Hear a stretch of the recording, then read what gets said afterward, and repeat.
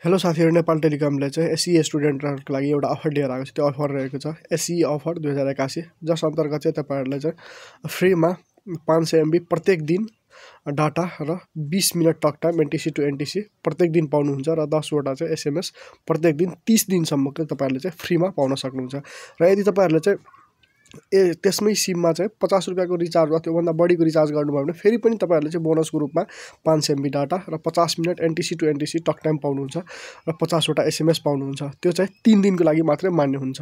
र तपाईहरुले चाहिँ यो अफरमा जोइन हुनको लागि चाहिँ तपाईहरुले चाहिँ 2081 चैत 15 गतेदेखि चाहिँ असार 30 सम्म चाहिँ 2082 को तपाईहरु चाहिँ यो अफरमा चाहिँ सामेल हुन सक्नुहुन्छ। यो अफरमा चाहिँ सामेल हुनको लागि चाहिँ तपाईहरुले कि त एउटा न्यू सिम कार्ड नै किन्नुपर्ने हुन्छ, 20 रुपैयाँ तिरेर एसई को प्रवेश पत्र लिएर जानुपर्ने हुन्छ र एउटा फोटो र एउटा अभिभावकको या आफ्नो नागरिकता वा चाहिँ तपाईहरुले चाहिँ राष्ट्रिय परिचय पत्र लिएर चाहिँ एनटीसी अफिसमा गएर चाहिँ तपाईहरुले चाहिँ सिम कार्ड लिनुपर्ने हुन्छ।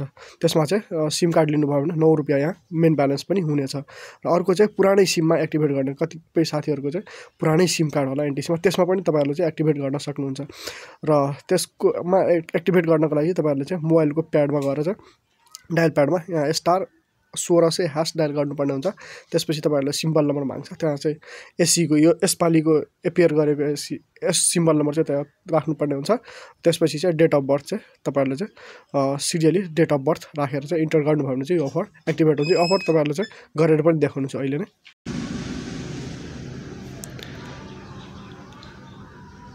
यहाँ हेर्न सक्नुहुन्छ। यसरी चाहिँ तपाईहरुले चाहिँ डायल प्याडमा आएर चाहिँ *1600 लेखेर # लेखेर चाहिँ तपाईहरुले चाहिँ एनटीसीबाट डायल गर्नुपर्ने हुन्छ। डायल गरिसकेपछि यहाँ हेर्न सक्नुहुन्छ सिम्बल नम्बर माग्छ, तपाईहरुले चाहिँ यहाँ सिम्बल नम्बर राख्नुपर्ने हुन्छ। मैले सिम्बल नम्बर राखिसकेको छु। लास्टको एबीसीडी नराख्नु होला, सिम्बल नम्बर मात्र राख्नु होला अनि सेन्ड गर्नु होला। सेन्ड गरिसकेपछि तपाईहरुले चाहिँ यहाँ 8 डिजिटको चाहिँ तपाईहरुको डेट अफ बर्थ माग्छ, त्यो चाहिँ डेट अफ बर्थ 8 डिजिटमा चाहिँ राखिदिनु होला। जस्तै यहाँ चाहिँ यसरी रहेको छ र त्यसपछि 0415 रहेको छ। ठीक छ, यसरी राख्नुपर्ने हुन्छ तपाईहरुले अनि डन गर्नुपर्ने। करेक्टली तपाईहरुले सिम्बल नम्बर र डेट अफ बर्थ राख्नुभयो भने तपाईहरुकोमा चाहिँ एसई अफर एक्टिभेट हुन्छ र तपाईहरुकोमा चाहिँ मेसेज आउँछ, कंग्रेचुलेसन एसई अफर हैज बीन एक्टिभेटेड र 100 MB 10 मिनेट टक टाइम र 10 वटा एसएमएस चाहिँ आगामी 30 दिनसम्म चाहिँ तपाईहरुले चाहिँ डेली पाउनु हुनेछ। र यदि तपाईहरुले चाहिँ 50 वा 50 को भन्दा बढीको रिचार्ज गर्नुभयो भने 6 महिनासम्म यस्तै MB र डाटा टक टाइम चाहिँ तपाईहरुकोमा चाहिँ 6 महिनासम्म दिइनेछ। र कतिपय साथीहरुकोमा चाहिँ यस्तो पनि मेसेज आइरहेको होला, यहाँ हेर्न सक्नुहुन्छ सिस्टम इरर भनेर। यो चाहिँ किन आउँछ भने चाहिँ यदि तपाईहरुले चाहिँ अघिल्लो वर्ष कुनै वर्ष तपाईहरुले एसईमा सहभागी एसई अफर चाहिँ लिइसक्नु भएको छ भने यसपालि चाहिँ तपाईहरुले चाहिँ पाउनुहुन्न। त्यही भएर चाहिँ तपाईहरुले न्यू सिम छ भने मात्रै एसई अफर यो अफरमा चाहिँ तपाईहरु सहभागी हुन सक्नुहुन्छ।